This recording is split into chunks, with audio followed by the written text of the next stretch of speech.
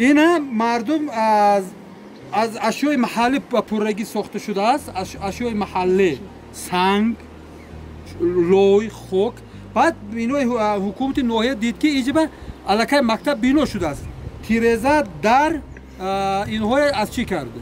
از حکومت ناحیه یاردم کردند. پیش از همین جدا نکرد خوانندگان صنف 5 و 9 با قشلاق غوز میفرومدند. قشلاق غوز چند از همین جا تا قشلاق غوز 9 کیلومتر فرومدن و 9 کیلومتر برومدن. 18 کیلومتر.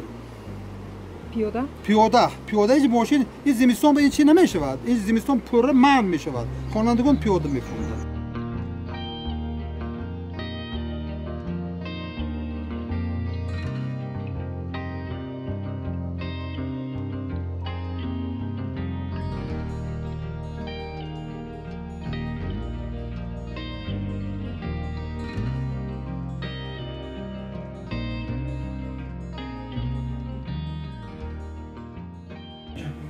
من سحری از خواب خسته به درس گفتن میروم. همگی راه از همین دهه ما به همون دهه وزن یعنی مؤسسه نمره 11 4 کیلومتر رو در بر میگیرد. همین مدتی که من به آنجا میروم 1 ساعت وقت رو میگیرد.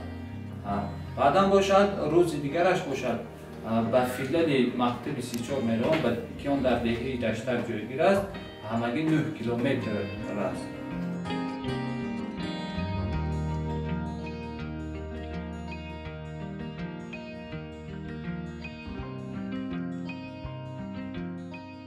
اکنون این برنامه تعلیمی طلب میکند. مثال که فن هست که 2 ساعت درس دارد یا 3 ساعت درس دارد. این سیکل فن ها رو ما در چی میکنیم؟